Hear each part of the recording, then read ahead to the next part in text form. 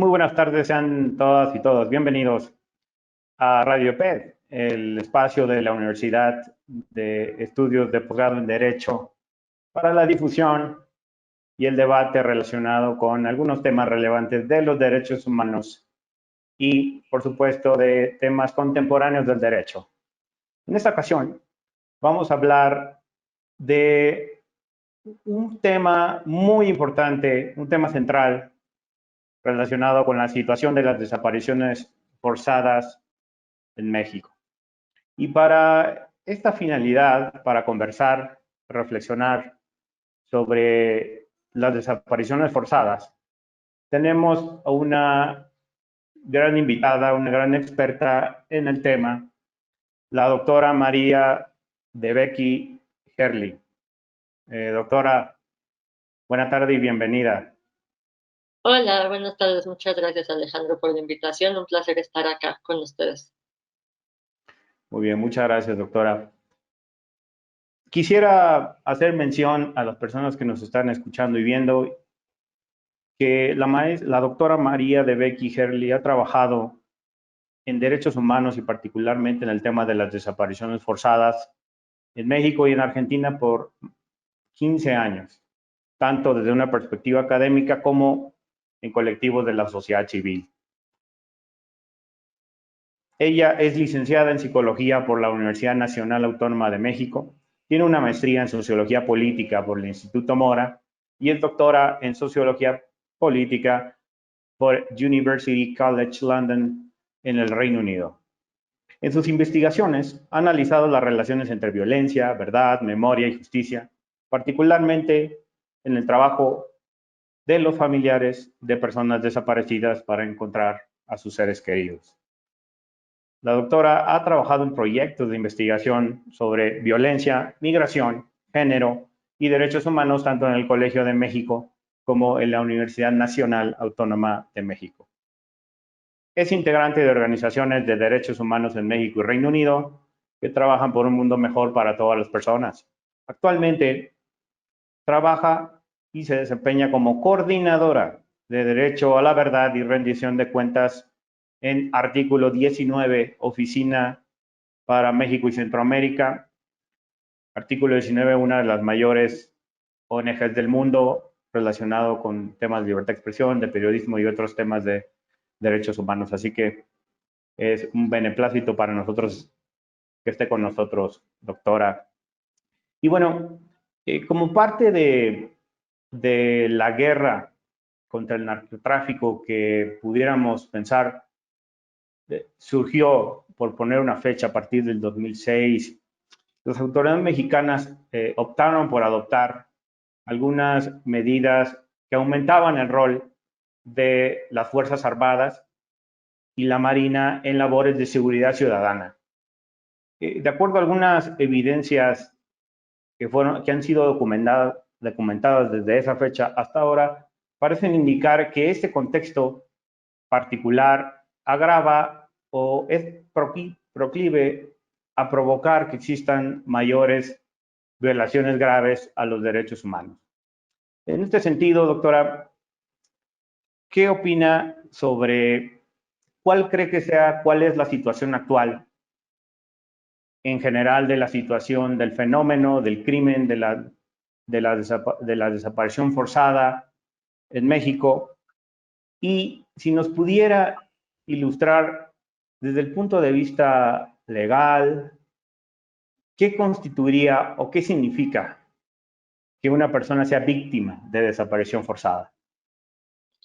Sí, muchas gracias. Creo que, bueno, ahora tú ponías como el contexto histórico, el marco histórico en la llamada guerra contra el narcotráfico, pero creo que para entender las desapariciones forzadas es importante pensarlas desde un contexto histórico más amplio, ¿no? Desde, sobre todo, la época de la represión por parte del Estado, del terrorismo Estado de los años 60, 80. Bueno, saben que nos están escuchando, viendo, hubo en América Latina una ola de gobiernos represivos en los años 60, 70, dictaduras, guerras civiles, en muchos de los países de Cono Sur y también de Centroamérica. Y México de pronto se ha quedado como un poquito afuera cuando pensamos en ese momento represivo, pero en México también hubo una ola de levantamientos sociales, ¿no? Por parte de obreros, de maestros, de ferrocarrileros, y muchos, cuando se fue cerrando la vía democrática, digamos, muchas de las personas decidieron optar por la vía armada, ¿no? Entonces, se, se crearon una serie de movimientos guerrilleros en México, tanto en el área rural, en estados por ejemplo, en Guerrero, ¿no? Que es donde fue más fuerte el movimiento guerrillero, con Lucio Cabañas, con Genaro Vázquez, como en el área urbana, ¿no? En estados como Sonora, Sinaloa, Jalisco, la Ciudad de México, por supuesto, Nuevo León. Y este movimiento guerrillero fue reprimido brutalmente por el Estado, y ahí es donde empiezan las desapariciones forzadas en México, ¿no? Cuando el Estado decide que la vía para enfrentar al movimiento armado, el movimiento social, político, es la represión, ¿no? Entonces tenemos noticias desde por lo menos 1969, cuando en mayo Epifanio Avilés fue desaparecido de Guerrero y fue llevado al campo militar número 1, que fue una de las cárceles clandestinas más grandes durante esos años. Y a partir de ahí tenemos registro de cientos de desapariciones en los años 60, 70, 80, y que siguieron en todos los sexenios, ¿no? No ha habido ni un solo sexenio en México donde no haya habido una desaparición forzada. Las desapariciones forzadas fueron diferentes en el área urbana y en el área rural, en las ciudades. Era la Policía Política, la Dirección Federal de Seguridad, la Dirección General de Investigaciones Políticas y Sociales, quienes perseguían a las personas que estaban involucradas en actividades en contra del Estado. Y en el área rural fue específicamente el ejército y, bueno, cuadrillas de la muerte, ¿no? Quienes desaparecieron a personas. En el área rural era una represión mucho más amplia, no solamente a quienes directamente estaban en grupos guerrilleros, sino también a aquellas personas que apoyaban esos grupos guerrilleros. Incluso hay casos de personas que por apellidarse Cabañas, como Lucio Cabañas, fueron desaparecidas, ¿no? Este es un contexto muy importante porque justo dependiendo de las organizaciones hay un estimado de entre 600 y 1.300 personas que fueron desaparecidas en estos años, y sigue en completa impunidad, ¿no? Este hecho. Esta impunidad nos lleva directamente a este otro contexto en 2006, cuando Felipe Calderón llega a la presidencia. Está toda esta situación de que mucha gente consideraba que había llegado con fraude y él necesitaba como legitimar su gobierno, y una de las formas en las cuales lo legitima es declarando la guerra contra el crimen organizado, ¿no? Que es justo lo que tú decías hace unos minutos. Cuando él declara la guerra contra el crimen organizado, la estrategia de militarización en la estrategia de combate a las drogas, que ya se había usado, se había ido aumentando poco a poco desde los años 60, 70, se dispara, ¿no? Y es con esto que también se dispara la violencia y sobre todo una crisis de derechos humanos que nos lleva al momento en el que estamos ahora, 14 años después, en donde ayer la Secretaría de Gobernación daba las últimas cifras de personas desaparecidas y decía que hay 77.171 personas desaparecidas en México, ¿no? Hace unos meses, en julio, habían dado una última cifra que era 73.000, ¿no? Entonces, después podemos hablar de todas las complicaciones que hay con las cifras y todo lo que nos falta aún saber sobre la desaparición, pero la dimensión que tenemos en este momento según cifras oficiales, 77.000 personas, es brutal, ¿no? ¿qué significa una desaparición forzada? Bueno, una desaparición forzada es un crimen que es cometido por parte del Estado cuando una persona es llevada en contra de su voluntad, su destino o su locación es escondida, no se habla de ella, y es cometida por agentes del Estado o con la aquiescencia, es decir, con la ayuda o a sabiendas de agentes del Estado, ¿no? Esta, esta definición está, digamos, México ha firmado en la Convención Interamericana y tratados contra la desaparición forzada. Tenemos ahora una ley en materia de desaparición forzada, pero algo interesante en México es que ante este contexto en donde no solamente son agentes del Estado, sino también agentes del crimen organizado, quienes desaparecen a las personas, se tuvo que crear una ley gracias al trabajo de las organizaciones de familiares y organizaciones de derechos humanos, que es la ley en materia de desaparición forzada y cometida por particulares, ¿no? Esto es una cosa específica de México, digamos, en donde de pronto cuando los familiares empezaron a buscar a sus seres queridos desaparecidos, desde el Estado decían, no, pero nosotros no los desaparecimos, fue crimen organizado, entonces nosotros no tenemos nada que ver, ¿no? Básicamente. Y es a través de esta lucha de personas, familiares de personas desaparecidas y también de organizaciones de derechos humanos que se crea esta ley que también castiga a la desaparición cometida por particulares y también habla muy específicamente eh, de los compromisos que tiene el Estado en cuanto a la búsqueda, en cuanto a la reparación, incluso en estas otras desapariciones que son no son la desaparición que se conocía en América Latina, ¿no? En América Latina esta práctica de la desaparición forzada desde los años 70 tiene una larga historia. En países como Argentina, donde se habla de 30.000 personas desaparecidas, por ejemplo, y hubo todo un movimiento internacional, regional, que logró crear justo la Convención Interamericana contra la Desaparición Forzada, que ahí es la primera vez que se define este delito y se define con el prototipo de la desaparición que se cometía en ese momento, que eran agentes del Estado que llevaban a las personas a cárceles clandestinas o sí, a espacios clandestinos donde las tenían detenidas, pero sin presentarlas y en muchos casos después se deshacían bueno, eran asesinadas y se deshacían de los cuerpos, ¿no? Entonces, en países como Argentina ha habido restitución de cuerpos de personas desaparecidas de esos años, pero en México todavía falta mucho por saber con respecto a las desapariciones de los años 70, 80, y ese no saber, esa falta de verdad, esa falta de cumplimiento de los deberes del Estado en cuanto a verdad, nos lleva al momento, como te decía, ¿no? En donde estamos ahora, donde hay 77.000 personas reconocidas oficialmente por el Estado como desaparecidas. Ahora, esas personas desaparecidas,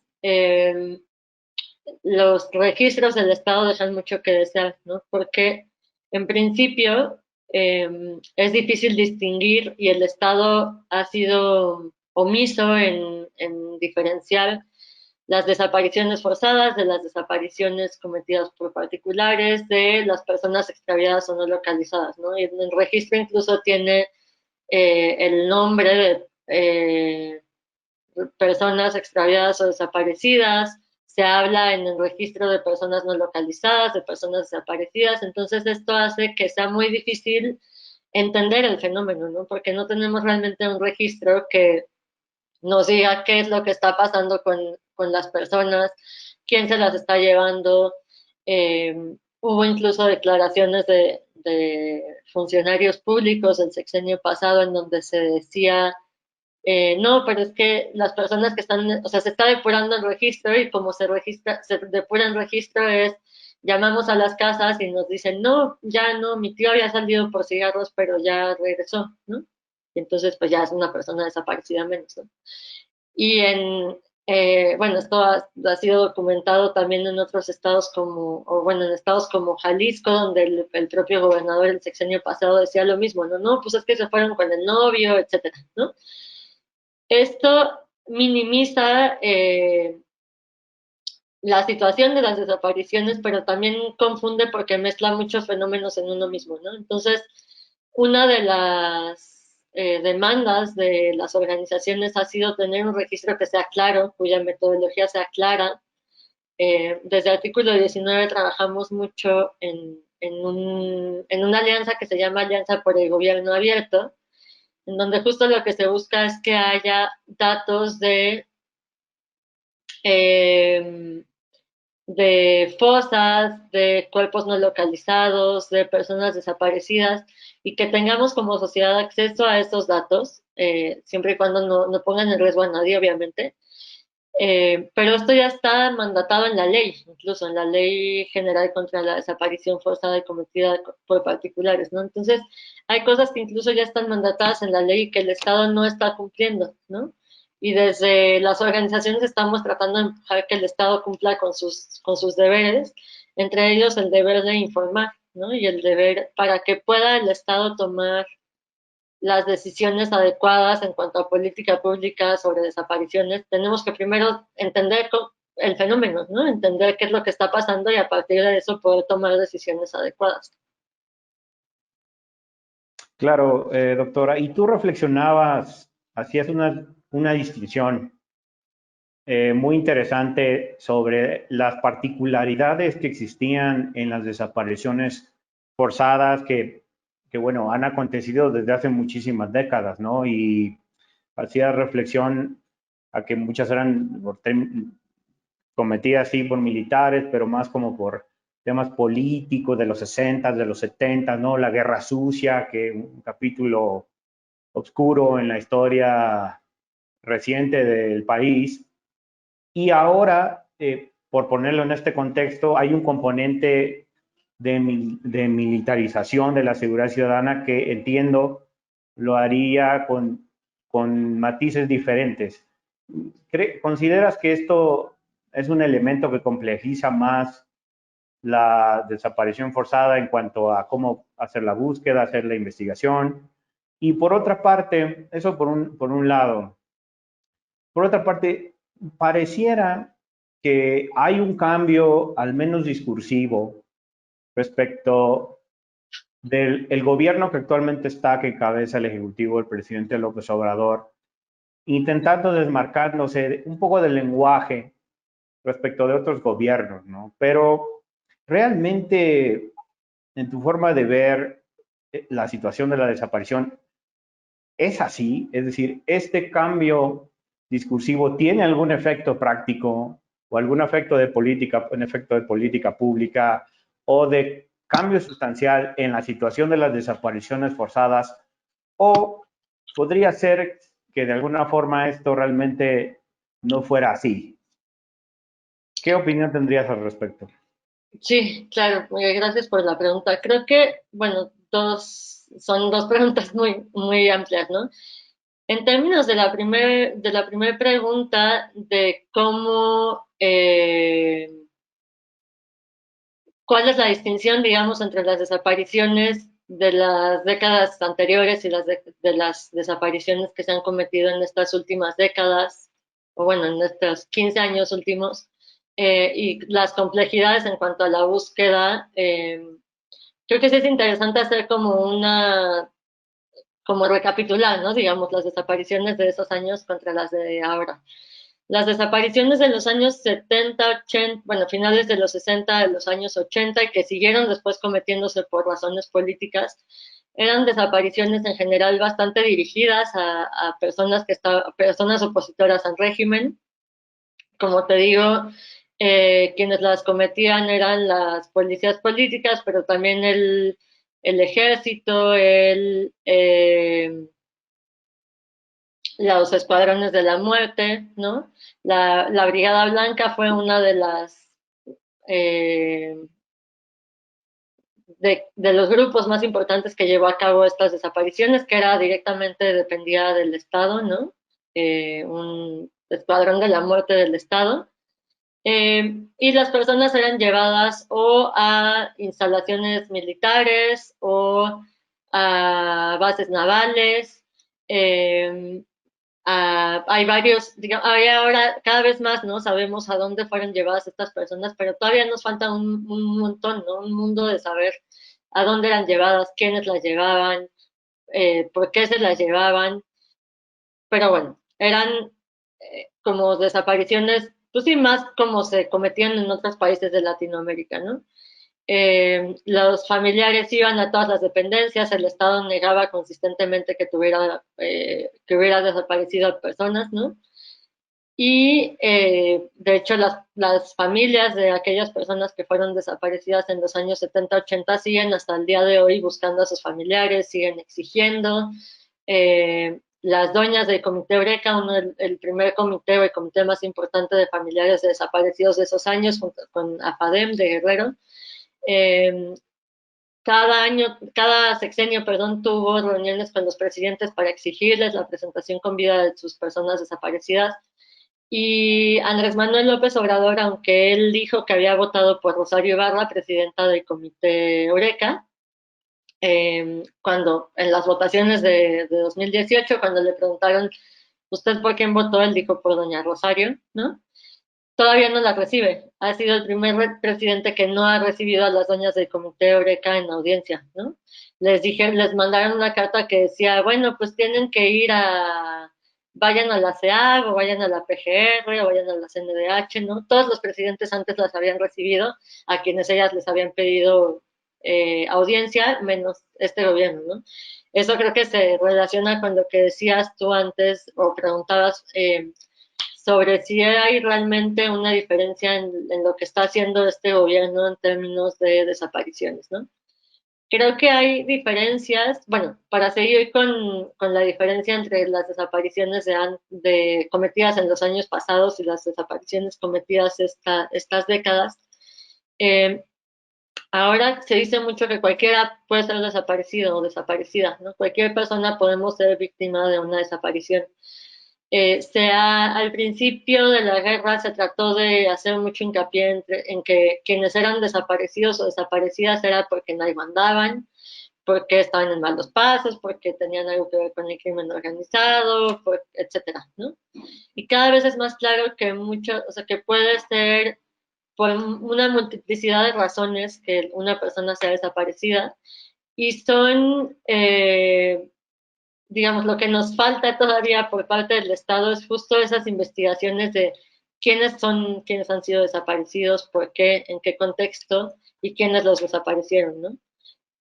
Se han hecho de todos modos investigaciones por parte de las organizaciones, de periodistas para dar respuesta a esto y se sabe que se desaparece a la gente para hacer trabajos forzados, para que sean víctimas de trata, para generar el terror en una población, etcétera, ¿no? Hay multiplicidad de razones por las cuales las personas son desaparecidas. Pero lo que sí sabemos es que muchas veces sí es el crimen organizado, pero en una gran cantidad de casos es el crimen organizado con el Estado, con agentes del Estado, y en muchas ocasiones son agentes del Estado solos, ¿no? Quienes desaparecen a las personas. Desde el Estado se ha tratado de desmarcar, digamos, de esta responsabilidad, diciendo siempre es el crimen organizado y nosotros estamos tratando de combatir al crimen organizado, pero claro, es una cosa tan grande que es muy difícil y por eso necesitamos seguir con esta estrategia de militarización. Y lo que se sabe es que justo en los lugares donde ha habido esta estrategia de militarización es en donde hay más estas violaciones a derechos humanos. No hablamos hoy de las desapariciones forzadas, de las desapariciones cometidas por particulares, pero no hay que dejar de lado que en general estas violaciones a derechos humanos ocurren junto con tortura, junto con ejecuciones extrajudiciales, junto con desplazamientos forzados. Es decir, hay una gran variedad de violaciones a derechos humanos que confluyen en una zona geográfica, una de las cuales es la desaparición forzada, que ha adquirido una visibilidad en los últimos años muy importante, ¿no? Yo creo que por varias razones podríamos aventurarnos un poco a decir bueno, la desaparición forzada de los 43 estudiantes de Ayotzinapa en 2014 tuvo que ver con que se pusiera en la escena pública esta tragedia, pero también lo que eso visibilizó, que fue todo el tema de las fosas comunes y las fosas clandestinas, que es pues sí, una verdadera tragedia que está pasando en la crisis de derechos humanos que vivimos en el país. Y también algo muy importante fue la visibilidad que han adquirido cada vez más las organizaciones de familiares de desaparecidos. Yo ya literalmente perdí la cuenta de cuántas organizaciones hay, ¿no? Yo creo que hay más de 100 organizaciones de familiares de desaparecidos en búsqueda en cada uno de los estados del país, ¿no? Y que estén estas personas, estos familiares buscando, saliendo a las calles, juntándose con representantes del Estado, exigiendo la presentación o el regreso de sus familiares, ha hecho también que se dé mucha mayor visibilidad a este crimen, ¿no? Ahora, en cuanto a si este gobierno tiene una visión diferente o si realmente están haciendo las cosas de manera diferente, creo que es una pregunta difícil, ¿no? Vemos que están haciendo algunas cosas que no se habían hecho antes, ¿no? Por ejemplo, en Circular de Morelia 8, donde funcionó la Dirección Federal de Seguridad en los años 70, ahora hay un sitio de memoria en donde se puede ir, conocer el lugar, eh, se habla de la historia de las desapariciones forzadas de los años 70, del terrorismo de Estado, de la represión política, se nombra así con nombre y apellido a personas que estuvieron involucradas en la represión, eh, hay listas de desaparecidos, hay objetos incluso o fotografías de personas desaparecidas. Eso no había pasado antes, ¿no? Podemos considerar que es un avance en términos de memoria, ¿no? Eh, se han dado algunas disculpas públicas, por ejemplo, a Marta Camacho, quien fue también desaparecida en el 77, si mal no recuerdo, en el contexto de la represión por parte del Estado. Entonces hay una serie de cosas que sí se están haciendo, ¿no? En términos de memoria, pero no parece, o bueno, desde el artículo 19 nos parece que hace falta que se vea que es una política de Estado y no iniciativas de algunas personas dentro del Estado. Y sobre todo lo que falta es que haya una relación con la justicia, ¿no? Si estamos nombrando a estas personas que fueron perpetradores de la desaparición forzada, ¿por qué no se les lleva frente a la justicia, ¿no? O sea, ¿por qué no se les sigue un proceso legal? Pensamos que la desaparición, la impunidad en las desapariciones de las décadas pasadas es un aliciente para que las desapariciones se sigan cometiendo, ¿no? O sea, es como un cheque en blanco que deja que las desapariciones se sigan cometiendo al día de hoy. Y en cuanto a las desapariciones de los últimos años, digamos, este gobierno sí ha dado vistas de querer hacer algunas cosas diferentes. Está todo el proceso con el caso Ayotzinapa, ¿no? Que vemos con buenos ojos en el sentido de que se había creado una verdad histórica que era falsa, ¿no? Sabemos que era una mentira. Eh, Se está trabajando de manera muy puntual para saber qué fue lo que pasó con ese caso, quiénes cometieron las desapariciones y sobre todo dónde están cada uno de los 43 estudiantes desaparecidos. Pero nos parece que hace falta que se estudie, que se investigue con la misma celeridad, con el mismo ahínco, todas las 77.171 otras desapariciones, ¿no? Que registra el Estado. Nos parece que sí se han dado algunas señales, como, bueno, la Comisión Nacional de Búsqueda está haciendo un trabajo importante, está acompañando búsquedas en campo, eh, pero seguimos sin ver realmente una voluntad política en términos de acabar con los patrones macrocriminales y con las estructuras más bien macrocriminales. Desde varias organizaciones exigíamos, ¿no? Que se creara una comisión de la verdad y un mecanismo internacional contra la impunidad parecido al que se hizo en Guatemala con la CICIG, que podría justamente entender cuáles son estos patrones de macrocriminalidad y después acabar con ellos, ¿no? O sea, llevarlos a procesos judiciales, tratar de deshacer estas estructuras, ¿no? Y eso, en un principio, digamos, antes de la toma de protesta de Andrés Manuel López Obrador, se vio como que sí iba a haber una apertura a estos mecanismos extraordinarios de justicia, pero ya con el paso de estos meses, de estos años, se ha visto que no hay realmente una voluntad para que eso pase. Y una pieza clave que nos parece que sigue funcionando de la misma manera que en décadas anteriores y que es muy, muy peligroso, ¿no? Es el ejército, como decías tú, ¿no? Las Fuerzas Armadas. Cómo las Fuerzas Armadas tienen cada vez más poder en este gobierno y las implicaciones que eso tiene en términos de violaciones a derechos humanos, ¿no?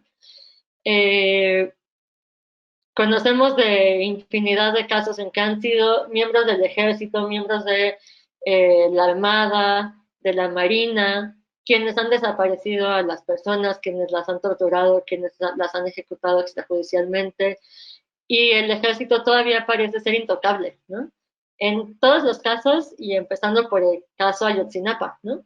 Desde artículo 19 trabajamos mucho el tema de transparencia, de apertura de archivos, de derecho a la información, ¿no? Ese es el proyecto donde yo estoy, que es Derecho a la Verdad, es parte del área de Derecho a la Información. Y ahí hemos visto una serie de guiños, ¿no? Del Estado diciendo sí vamos a abrir, sí queremos que se sepa, etcétera. Pero cuando llegamos al ejército, el ejército es intocable, ¿no? Entonces, gran parte de lo que empujamos desde la sociedad civil es que el ejército deje de ser intocable, que podamos conocer los archivos del ejército, los archivos desde Tlatelolco, ¿no? Desde el involucramiento del ejército el 2 de octubre en la masacre de Tlatelolco hasta las últimas masacres que ha habido. Hace poco hicimos un comunicado de artículo 19 llamando la atención de esto, ¿no? Justamente el no saber qué fue lo que pasó en masacres de hace décadas y la impunidad en esas masacres permite que sigan cometiéndose las masacres, ¿no? Y este año había una cifra, ahora no quiero decir para no equivocarme, pero eran cientos de masacres, ¿no? Este año. Masacres entendidas como eventos donde 3 o más personas son asesinadas, ¿no? Eh, y en general no se habla de estas masacres, ¿no? El Estado, el gobierno, en específico el presidente López Obrador, insistió en su mensaje de gobierno, ay, se me fue la palabra, eh, el En su primero, informe. en su informe exactamente, dijo ya no hay masacres, ya no hay tortura, ya no hay desapariciones forzadas. Ojalá solo porque él lo dijera ya pasara, ¿no? Pero no es así. La realidad que hemos documentado en las organizaciones de derechos humanos, los colectivos de familiares de personas desaparecidas, es que cada día se sigue desapareciendo gente, cada día se sigue asesinando gente, cada día se sigue cometiendo tortura y la negativa por parte de la persona más importante del Estado es muy preocupante, ¿no? Porque es como decir, como yo digo que ya no hay, ¿no? Y desde acá decimos, necesitamos ver datos de que realmente eso está pasando, de que ya no hay, ¿no? Nosotros y la gente que está en el campo, en campo me refiero a en terreno, en las ciudades, en cada uno de los estados, siguen viendo y documentando estas violaciones a derechos humanos, ¿no? Entonces, hay como estos símbolos, estos signos de que sí quieren avanzar en materia de derechos humanos desde el Estado, pero al mismo tiempo, la verdad es que es difícil como darles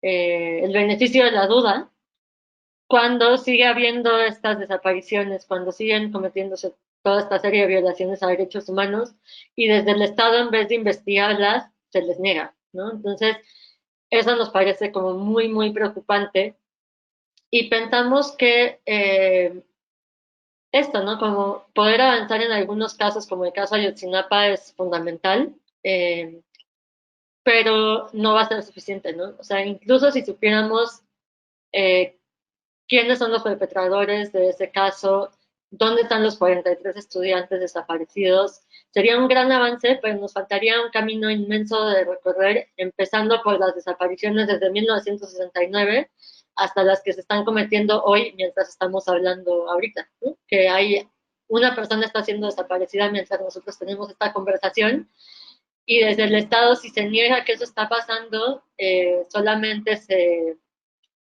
pues sí, es darle más cabida, más cancha a la impunidad y a que sigan pasando estos crímenes, ¿no? Claro, doctora. Y ahora, un poquito más adelante, me gustaría reflexionar sobre algunas medidas o esfuerzos institucionales, pero antes quisiera detenerme un poco en una reflexión que hiciste sobre, bueno, la gran cantidad de colectivos de víctimas que existen, ¿no? Que dan cuenta, ¿no? De la complejidad del problema y de cómo la acción desde la sociedad civil organizada puede contribuir a generar resultados para el encontrar con vida o en su caso, pues los cuerpos, digo esto en el peor de los escenarios, ¿no? De las personas que sufrieron desaparición forzada. En ese sentido, hay un componente de género muy particular. Vemos que la gran cantidad, si no es que el total de los colectivos son conformados por madres, por hermanas, por esposas, en general por mujeres. ¿Y qué punto de vista darías como una explicación, no sé si sociológica, cultural, respecto de este fenómeno? Y claro, ¿por qué los hombres en general, claro, debe haber quienes sí, pero en general no se involucran en este tipo de esfuerzos de la sociedad civil? Parece una cuestión muy interesante que me gustaría que pudieras darnos una reflexión. Y en otro sentido, alguna pequeña acotación que tuviera sobre lo que pasó en septiembre, a principios del mes pasado, sobre que el Senado de la República aprobó la competencia del Comité contra la Desaparición Forzada de las Naciones Unidas, que permite enviar comunicaciones individuales relacionadas con alguna violación contenida en la convención de la materia, ¿no?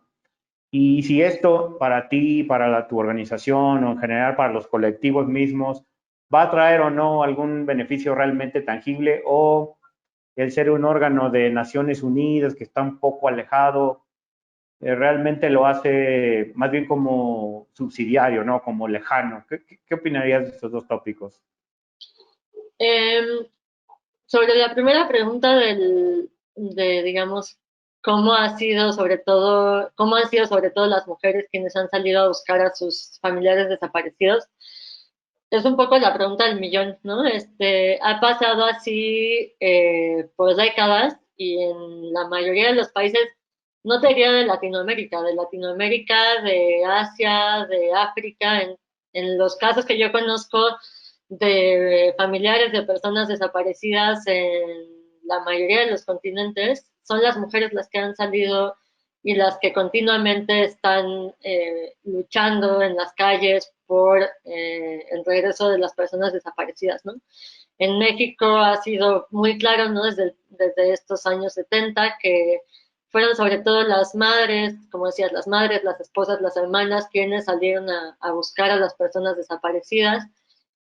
Hay muchas teorías, ¿no? Las teorías que dicen que, bueno, desde como el rol de género que tenemos las mujeres en términos de cariño hacia las personas, en términos de el lugar que ocupamos en las familias, en términos de que son los hombres los que muchas veces ganan el sustento y entonces las mujeres pueden salir a buscar.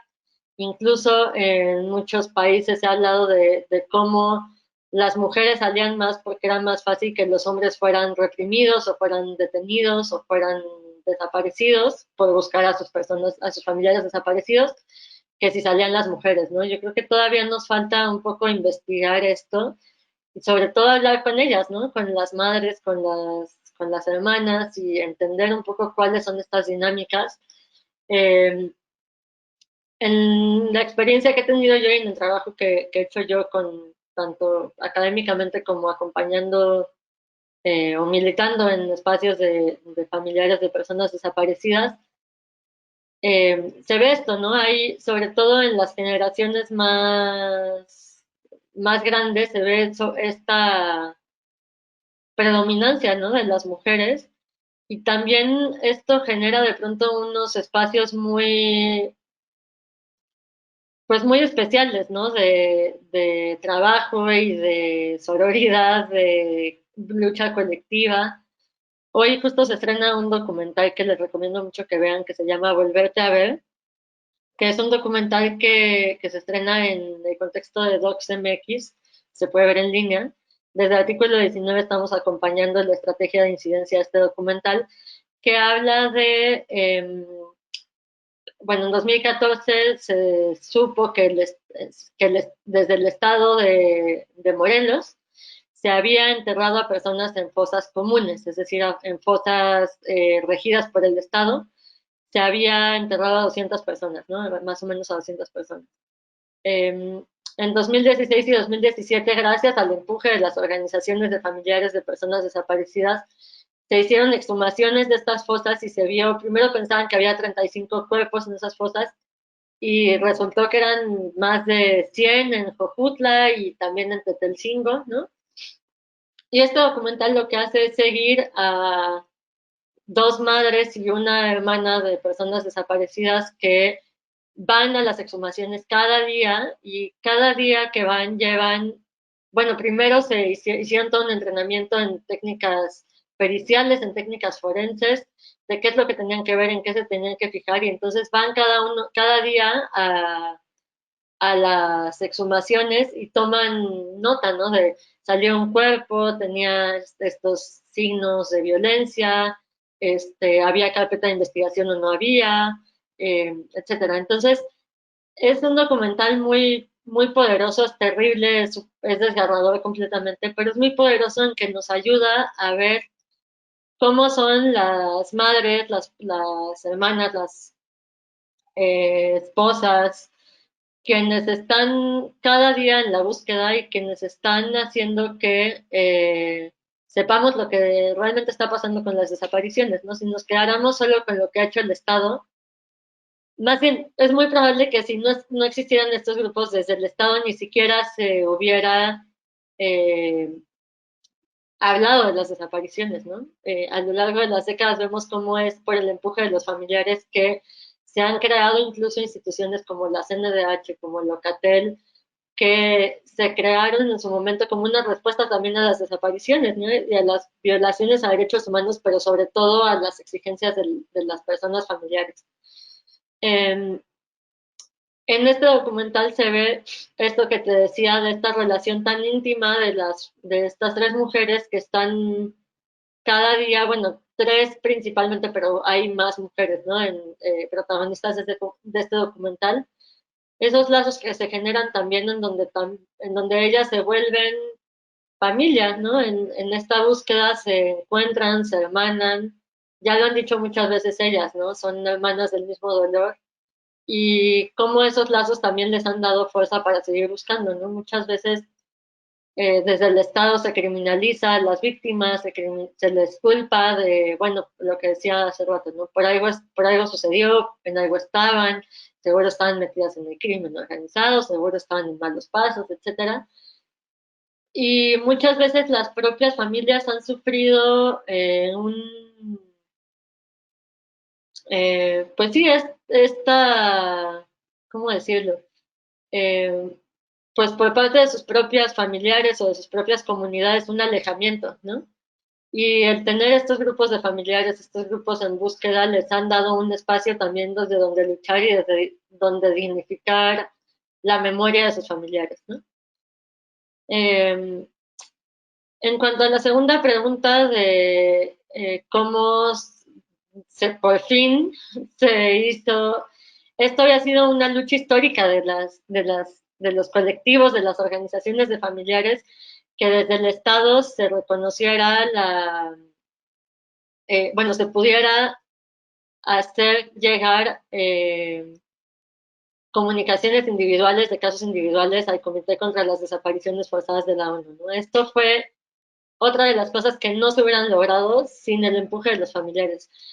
Yo creo que sí nos ayuda que se haya por fin reconocido, que se haya logrado que desde México podamos enviar estas comunicaciones individuales, porque siempre la presión internacional ha sido importante para que esto sea sabido en otros países y para que el Estado mexicano tome cartas en el asunto, ¿no? Desde el caso Ayotzinapa es como el caso emblemático en esto, ¿no? O sea, hubo un surgimiento de un movimiento gigante en México, pero también en un montón de otros países, ¿no? En todos los continentes hubo manifestaciones, hubo exigencias y eso yo creo que sí llevó a que el Estado cada vez le fuera más difícil esconder la crisis en la que nos encontramos, ¿no? En este sentido, nos falta ver qué va a pasar, ¿no? Porque ya tenemos la ley en términos de desaparición forzada, México ha firmado todos los tratados, tenemos bueno, hay como toda una estructura legal en cuanto a qué tiene que pasar con una persona desaparecida, en cuanto al registro de fosas, el registro de personas no identificadas, y todo ese marco legal, ese contexto, no nos ha servido para parar la crisis, ¿no?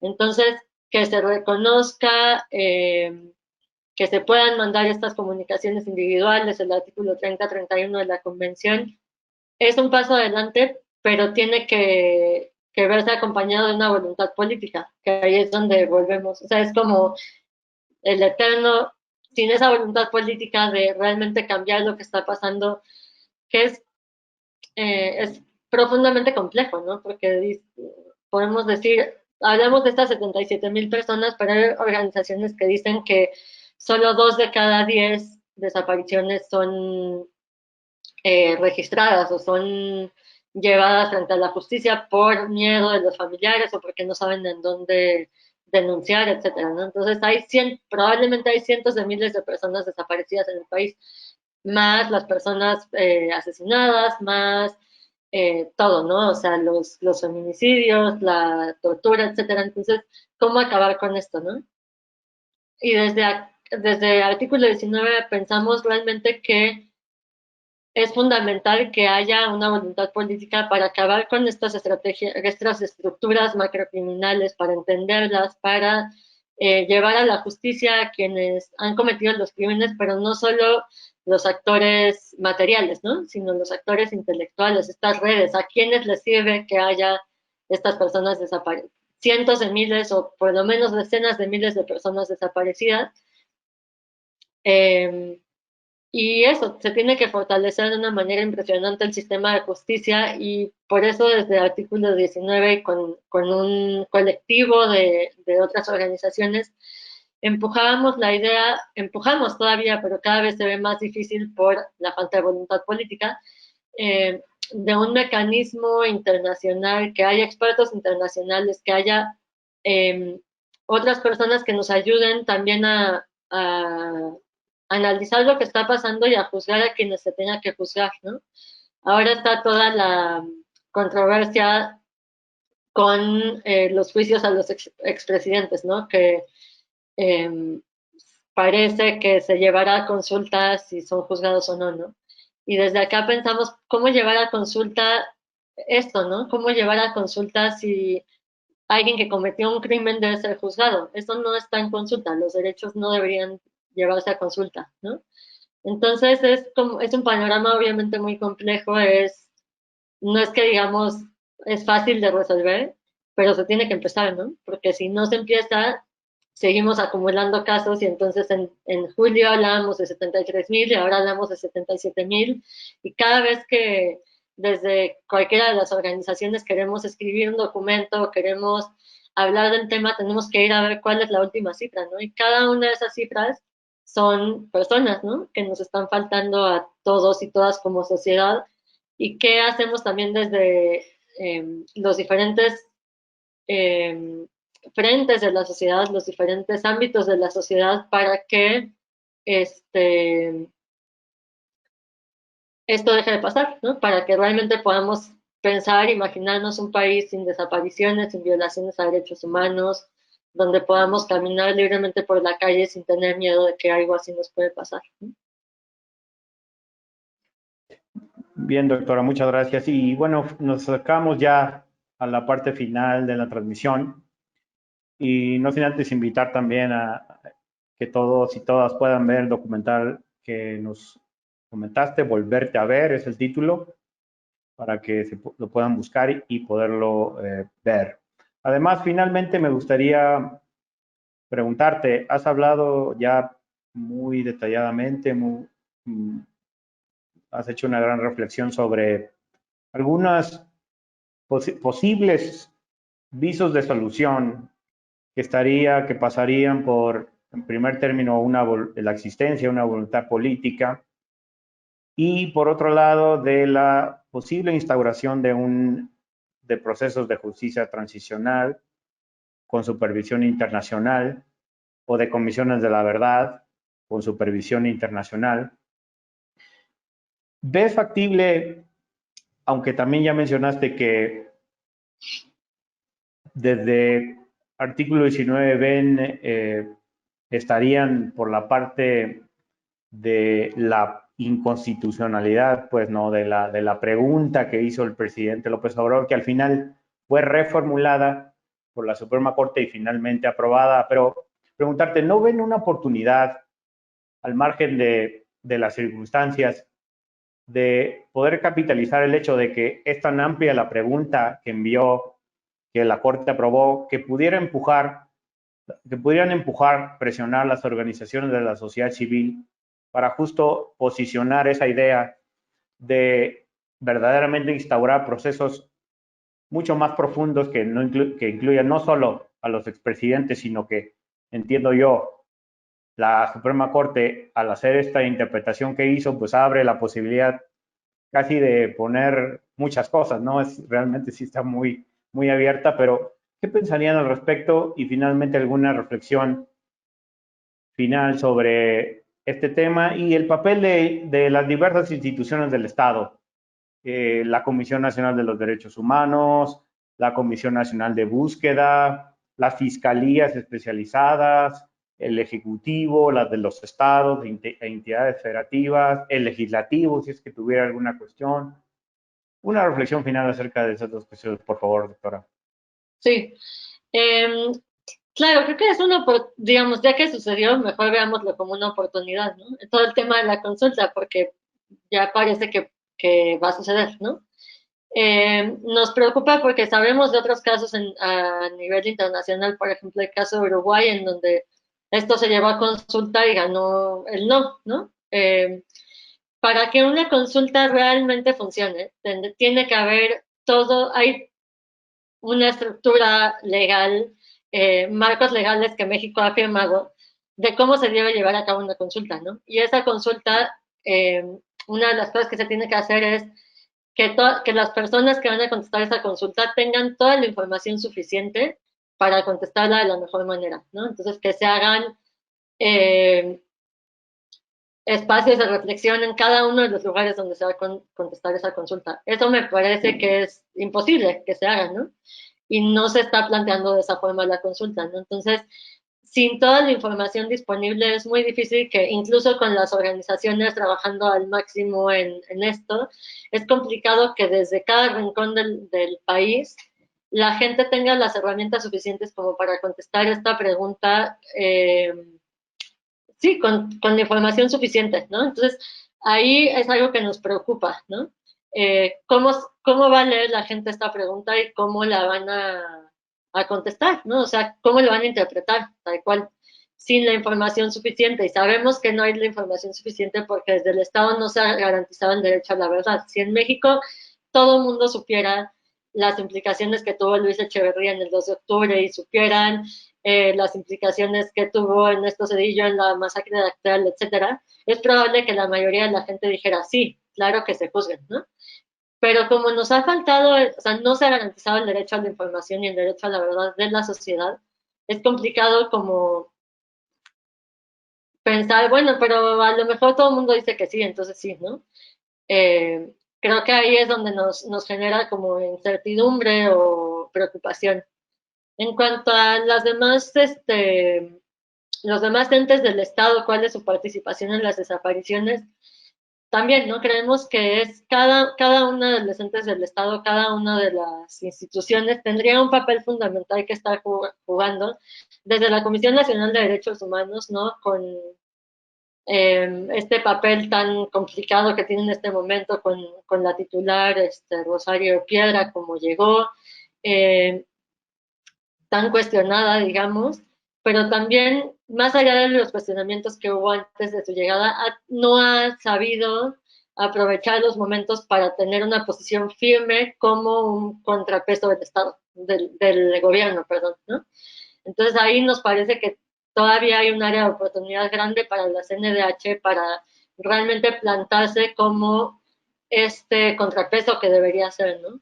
Y desde cada una de las instancias del Estado hay un papel que jugar en términos de la prevención de las desapariciones forzadas y también en su caso, de la investigación, en términos de la Procuraduría, por ejemplo, pero también en términos de reparación, por ejemplo, ¿no? De la Comisión Ejecutiva de Atención a Víctimas tiene un papel fundamental en términos de reparación, no solo económica, que es muchas veces a lo único que se llega, sino una reparación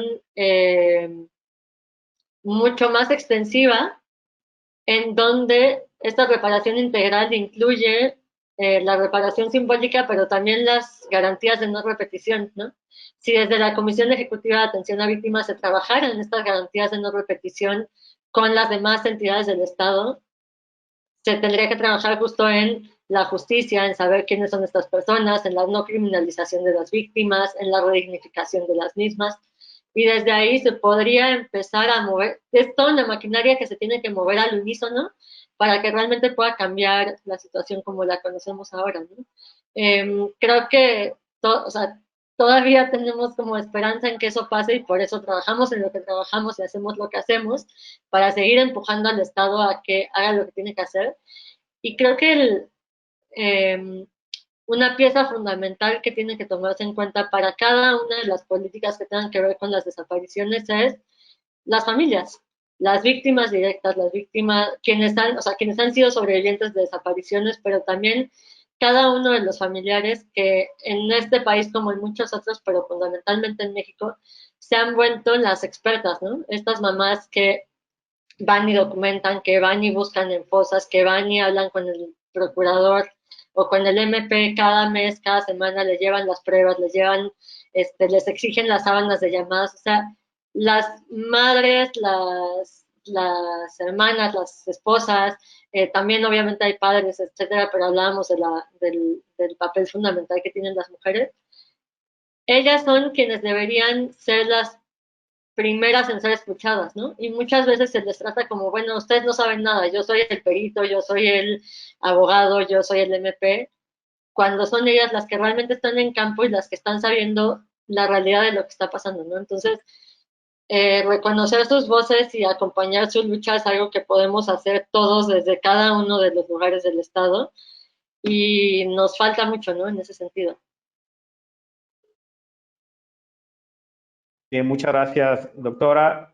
Y bueno, hemos llegado al final de la transmisión, no sin antes agradecerle profundamente su intervención, también transmitirle que nos han llegado comentarios, por ejemplo, de la señora Hilda, dice, interesante la lucha de los colectivos y personas como usted en torno a la desaparición forzada, ilustrativa y clara ponencia. Y bueno, en este sentido vamos a despedir. Queremos agradecerle profundamente haber estado aquí en Radio PED, un espacio destinado a la difusión, debate y el abordaje de temas contemporáneos de los derechos humanos y del derecho. Doctora María Becchi, coordinadora de derecho a la verdad y rendición de cuentas en artículo 19 para la oficina en México y Centroamérica. Muchas gracias por su muy brillante participación. Muchas gracias, gracias por la invitación y aquí estamos para cuando quieran seguir platicando. Muchas gracias. Y al resto de nuestra comunidad universitaria y personas que nos han seguido, agradecerles por escuchar el programa sobre las desapariciones forzadas y nos veremos en otra oportunidad en Radio PET. Muchas gracias.